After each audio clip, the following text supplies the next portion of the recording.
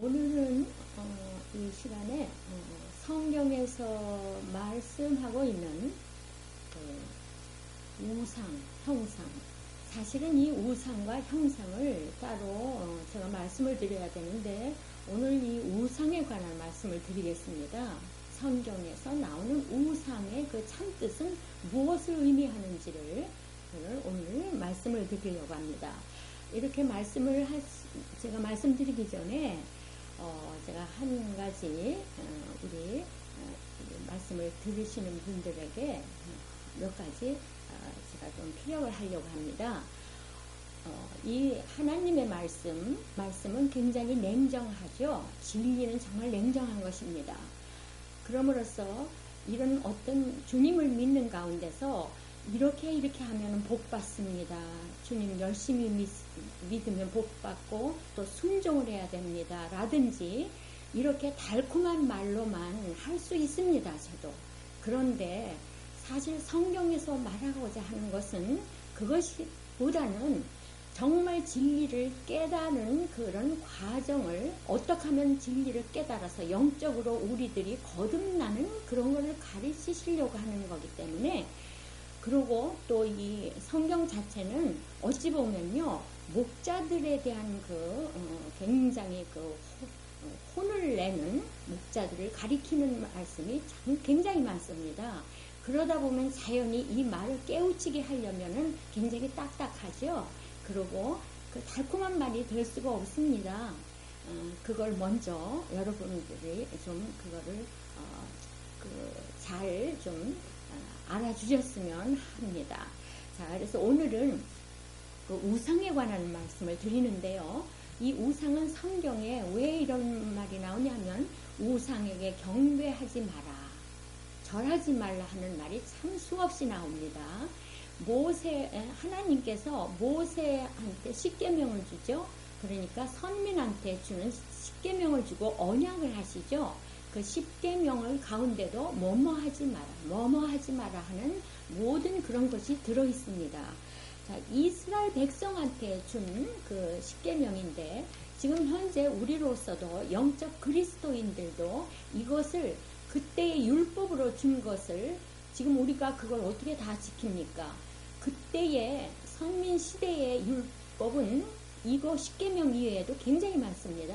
그 중에 한 가지라도 지키지 않으면 우리는 그 하나님을 믿는 자녀가 될 수 없는 하나님에게로부터 그 책망을 받는 그런 믿음의 자식들이 되겠습니다. 자, 우리가 계시록인 그 주재림 있죠. 계시록인 주재림 때도 우상이 참 많이 나타나죠. 그리고 우상한테 경배하지 말라는 말이 많이 나옵니다. 그런데 이 우상한테 경배를 하면 영원한 그 영벌을 면치 못하고 쉼을 얻지 못한다라고 이렇게 말하고 있으니 이것이 얼마나 무서운 벌입니까? 자, 그러니 진정 성경에서 말씀하고자 하는 이 우상이라는 게 무엇인가를 깨달아야만 우리가 그런 곳에서부터 진정 깨달음으로써 우리가 그런 벌을 면하지 않나 싶습니다. 우상에 대한 것이 성경에서는 두 가지 종류의 우상이 나옵니다. 한 가지는 새겨서 만든 우상입니다. 새겨서 만든 우상. 그건 뭡니까? 새겨서 만든 거는 이제 돌이나 또 나무 같은 걸로 조각을 하죠. 그럼 뭐 우리 저 시골에도 가면 장승배기, 장승 같은 거, 그리고 또 무슨 돌을 갖다가 새겨서 돌로 뭘 형상을 만들어 놓고 또 돌을 쌓아 놓는다든지 그 앞에서 절을 하고 그러는 거 많이 아마 어떤 분은 하셨을 거고 어렸을 적에 그리고 보신 분도 계실 것입니다. 두 번째는 부어 만든 우상이 나오는데 성경에 그거는 주물이죠. 무슨 사람들이, 근데 이 두 가지 우상은 다 수곡물이죠. 사람들이 만들죠. 그 주물로, 그러니까는 부어서 만든 우상은 제일 우리가 흔히들 우리 말하죠. 그 불상 같은 것도 있고, 또 그 외에 다른 것들 많지 않습니까? 어떤 동물의 그런 형상을 만들어 놓은 것들도 있고요. 자, 이런 거는 또 말씀드리지만 공통점은 무엇입니까? 다 사람들이 만든 겁니다. 그리고 그 안에는 생명이 없죠? 생기가 없지 않습니까? 그냥 만들어 놓은 것 뿐입니까? 자, 이런 것의 뜻을 모르는 사람이 또 어디 있겠습니까만, 문제는 이것을 상징한 것을 말한다는 거죠. 성경에서는, 근데 그 안에 숨은 것이 있습니다. 그걸 모르고 그냥 우리는 우상이다, 우상이다. 그래서 하나님을 믿는 분, 기독교인들은 그 집에 어떤 것도 어느 분은 어느 조각으로 만들어 놓은 것조차도 놓지 않는 분들이 계십니다. 자, 그러면 이 시간에 그것이 정말 진짜 어떤 뜻인가 하시면은 아마 내가 이건 잘못 알았구나라고 아마 깨닫는 분도 있으실 줄 믿습니다. 예수를 믿는 사람들은 우상하면 저 불상 같은 데 있죠. 불상 같은 데 절하는 사람들을 보고 우상 숭배자라고 대표적으로 말을 합니다.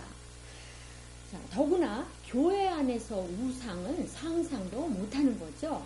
그런데 그 우상이 성경에서 말하기를 말세에 경계하라, 조심하라, 또 멀리하라, 이런 말이 나옵니다. 그리고 그 우상이 결론적으로는 하나님 집, 성전, 교회 안에 있다고 이렇게 말을 하네요. 우리가 이거 상상이나 하겠습니까? 자, 유대인들은 십계명을 모세의 국법처럼 그 율법을 아주 그 전에 지켰고 지금도 유대인들 지키고 있습니다. 자, 도둑질 하지 말라, 간음하지 말라, 또 안식일 지켜라, 살인하지 말라, 또 어떻게 해요? 하나님의 이름을 망령되이 하지 말라, 이런 것들 많죠. 그래서 그들은 열심히 지켰고 지켜오고 있고 지켰습니다. 이 중 한 개라도 지키지 않으면 그는 죄인입니다. 자, 이러고 있는 그 당시에 어떻게 했습니까? 예수님이 탁 오셨습니다. 진리 예수님이 오셨습니다. 자, 그래서 그 예수님이 오셨음으로써 그 율법이 하나도 어떻게 됐습니까? 예수님께서 말씀하시길 나는 율법을 폐하러 온 것이 아니고 완성하러 왔다라고 하셨죠. 그러니까 율법의 기초에서 율법을 아주 없앤 게 아니라 그 기초 위에 영적으로 진리의 말씀으로 우리를 깨닫게 하려고 오셨다고 그렇게 말씀하십니다. 자, 그런데 우리는 지금도 그 자체를 모르고 있습니다. 바로 우리가 지금 다니고 있는 교회 안에 그 우상이 있다라는 그거를 상상이나 하겠습니까? 어떤 거 만들어 놓은 어떤 사람이 손으로 만들어 놓은 거요? 그것을 말하는 것이 아닙니다. 우리는 즉 그때의 유대인들과 똑같은 길을 걷고 있다라는 것입니다.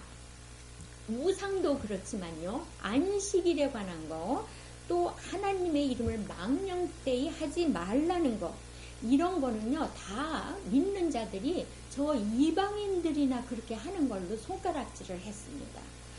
그들은 우상을 만들어서 숭배하고 바로 진리를 깨닫지 못한다고 그래서 도리어 우상 숭배자라고 그렇게 말했습니다. 그런데요, 성경을 정말 깨닫고 보면 첫째 계명부터 끝 계명까지 다 지키지 않았던 그들과 별 다름없이 지금 우리 영적 그리스도인들도 많은 이들이 우리 더군다나 우리 말씀의 꼴을 먹이고 있는 목자들부터 이거를 깨닫지 못하고 있다는 데 큰 문제입니다. 자, 예수님께서요, 내 아비는 마귀야, 뱀이다, 용이다, 사탄이다, 이렇게 말씀하셨잖아요. 그때의 율법사들, 서기관과 바리새인, 지금으로 말하면은 누굽니까? 많은 우리 성도들한테 말씀의 꼴을 먹이고 있는 그런 어떤 그 선지자, 그러니까는 목자들 아닙니까?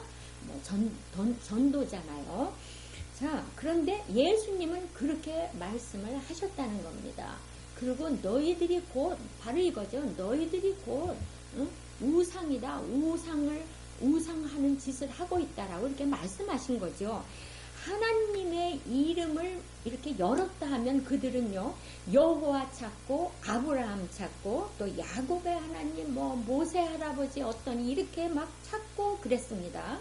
그런데 그들이 도리어 하나님의 이름을 망령되이 일컬었지 다른 사람은 하나님하고 상관이 없죠. 믿지 않는 사람들은요. 근데 믿지 않는 사람들을 보고 손가락질했다는 것입니다. 유대인들이 다 도리어 우상 숭배자였고 또 도둑놈들이었고 살인자였고 그리고 거짓 증거자들이었고 안식일을 도리어 지키지 않은 자들이었습니다. 물론 육적으로 안식일 열심히 지켰죠. 어느 의식에 따라서. 근데 진정 안식일은요, 그 뜻이 아니었습니다. 우리 지금 그리스도인들은 그 안식일이 어떤 것을 말하는가를 확실히 깨달으실 때가 되면, 아, 그것이 그냥 율법적으로 지켜온 것이었구나.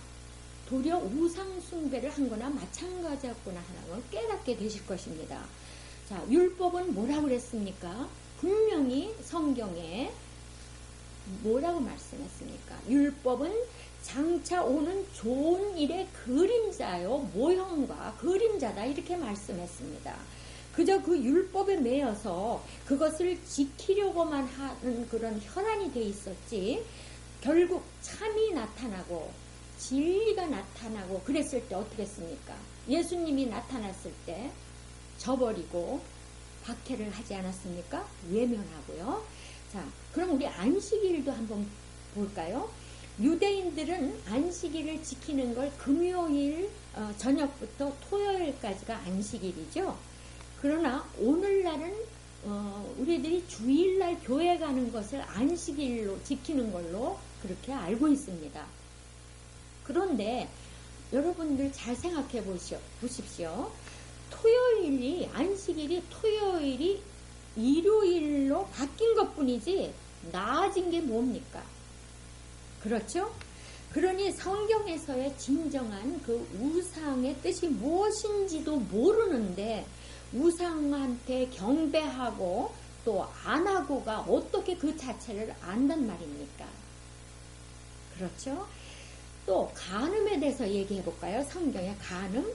성경에서는 어떤 뜻의 간음을 말하고 있는지를 모르고 있습니다. 물론 육적으로 우리 일상사에 간음을 한다든지 이렇게 남녀지간에 그 불륜을 갖는 건 도의적으로 안 되는 것입니다.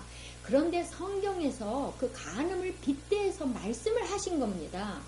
그거는 어떤 뜻이냐면은 성경에서의 그 육적 간음한 사람을 그런 장면이 있죠? 간음한 여자를 돌로 치려고 하니까 사람들이 예수님께서 뭐라고 하십니까? 너희들 죄 없는 자가 있으면 쳐라 그 사람을. 그랬더니 아무도 돌로 치지 못했죠. 그래서 결국 그 여자는 용서를 받았고 돌로 치려고 했던 사람은 용서를 받지 못했습니다. 다 그 사람들이 간음한 사람이었거든요. 그 영적으로요. 자, 행음이니 간음은 성경에서요 빗댄 겁니다. 그건 무슨 뜻이냐면 진리의 말씀을 떠나서 거짓 진리를 쫓는 것, 거짓 선지자들을 쫓는 것, 거짓 현재 같으면 거짓 목자, 비진리를 가진 본인은 모르죠. 그것이 진리인 양 하고 말하지만 모릅니다. 근데 그것을 따라서 그 말씀을 쫓아가는 자를 간음했다, 행음했다 이렇게 말한 것입니다. 자, 지옥에 갈 죄는요, 성경에서 지옥에 갈 죄는 회개할 줄 모르고 용서를 받을 죄를 가지고 이러쿵 저러쿵 한다고 하니 얼마나 어리석은 일입니까? 우리가 우리 삶 속에서 육적인 죄는요, 하나님이 심판하시기 전에 벌써 우리 세상에서 심판합니다. 율법 전석 갖다 놓고 법적으로 심판받죠?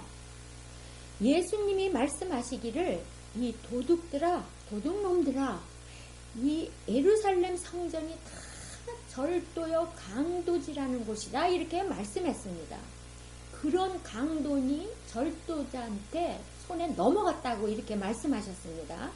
여기에 절도와 강도는 그 세상 범죄자를 말한 게 아니었고 그 당시에 서기관과 바리새인 같은 율법사들, 현재 말씀을 전하는 그런 목자나 전도자나 어떤 말씀을 전하는 자, 그들을 보고 그렇게 말씀하신 것입니다. 계시록 13장에 보면은요, 뭐라고 그랬냐면 저가 권세를 받아서 그 짐승 우상한테 생기를 주어 그 짐승의 우상으로 말하게 하고 또 짐승의 우상에게 경배하지 아니하는 자는 몇이든지 다 죽이게 하더라, 이렇게 말하고 있습니다. 자, 이 내용을 한번 좀 살펴볼까요? 이 말은 하나님의 장막, 즉 지금 말하면 교회죠. 교회에 있는 성도들에게 짐승과 그 우상들이 들어와 있는데 이들이 이렇게 미혹하여 갖고 진리가 아닌 어떤 교리를 갖다 성도들한테 주어서 바로 우상에게, 즉 그에게 경배하도록 시킨다는 것입니다. 진리가 아닌 말을 전하는 자. 자, 여기 우상이 말하더라 이렇게 성경에 나오는데, 아니 이렇게 우상이 어떻게 말을 합니까? 그러니까 여기 우상이 말하더라 하니까 여기에 성경의 뜻이 뭡니까? 바로 사람을 말하는 거 아닙니까? 우상을 빗대어 말한 거죠. 사람들이 만들어 놓은 우리 우상이 아니라 바로 그 우상이 사람이라는 겁니다. 여기 짐승도 사람이고 사단에게 권세받은 것도 거짓 목자요, 선지자요, 이런 자들이라는 것이죠. 그러니 우상도 사람이고 여기 또 우상이 말한다고 그러니까 이것이 바로 진리의 말씀이 아닌 거짓 진리인 사단의 어떤 말을 전해주니까 사단의 말을 하겠죠. 우리 하나님의 자녀, 하나님에게부터 생기를 받고 진리의 말씀을 받은 자들은 하나님의 말을 하겠죠. 자, 그러면 성경에서 우상은 사람을 가리키는데 어떤 사람이냐가 중요한데 반드시 말씀을 전할 때는요, 성경의 말씀의 증거를 확인시켜줘야 됩니다. 그걸 하지 않으면 이게 제가 지금 말하고 있으면 제가 지어낸 말로만 되는 것입니다. 어떻게 보니까 책에 이렇더라, 이렇게 생각하니 이거더라, 이런 거는 안 됩니다. 그래서 저는 그 증거의 말씀을 증거로 보여드리겠습니다. 하박국서 2장 18절로부터 20절 가면요, 이렇게 말씀하고 있습니다. 아까 말씀드렸죠. 새긴 우상은 그 새겨 만든 자에게 무엇이 유익하겠느냐? 부어 만든 우상은 의지하니 무엇이 유익하겠느냐? 나무더러요 깨라 하며 말하지 못하는 돌더러 일어나라 하는 자에게 화 있을진저 그것이 교훈을 베풀겠느냐? 보라, 이는 금과 은으로 입힌 것인즉 그 속에는 생기가 도무지 없느니라. 오직 여호와는 그 성전에 계시니 온 천하는 그 앞에 잠잠할지니라. 이렇게 말씀합니다. 여기 부어 만든 우상은 거짓 스승이라고 분명히 말하고 있네요. 아까 제가 말씀드렸지 않습니까? 그러면 왜 거짓 스승을 우상이라고 하겠습니까? 이들한테는 하나님의 말씀인 진리를 말한들 이들한테요, 말한들 보지도 못하고 듣지도 못하고 깨우치지 못한다는 겁니다. 그러니 무슨 진리를 말할 수 있겠느냐? 말은 해도 진리를 말하지 못하는 거짓 목자는 마치 생기 없는 나무 토막이나 돌덩이나 다름없다, 무익하다 하죠. 이렇게 말씀합니다. 그러니까 결국 수공물이니까 이것은 사람이 만든 것 아닙니까? 그렇게 거기다 빗대신 겁니다. 거짓 선지자들을요, 하나님이 기름 부어 세운 종이 아니고요, 그냥 사람이 세운 목자고 그냥 종이라는 거죠. 거짓말만 하니 성도들에게는 유익 없고 무익하답니다. 유익하지 않고 무익하다는 거죠. 그래서 그 거짓 목자한테 하나님의 말씀을 베풀어 보라는 것은 마치 나무 토막한테 말해보라 하는 것과 같다는 것이다. 이런 뜻입니다. 생기가 없다는 거죠. 그 안에는 빛이 없습니다. 생명이 없습니다. 생명의 말씀이 생기라고 지난 시간에도 말씀드렸는데, 이 생명의 말씀인 진리가 없는 목자는 마치 생기가 없는 우상과 다를 바가 없다는 거죠. 자, 불상 우리 볼까요? 불상. 저는 지금 불교 자체를 불합리하게 얘기하고 하는 것이 아닙니다. 이거를 오해하시면 안 되겠습니다. 불신자들은. 자, 그거를 다만 우상이라는 단어 때문에 이렇게 말씀을 드립니다. 우리 기독교인들 이 말씀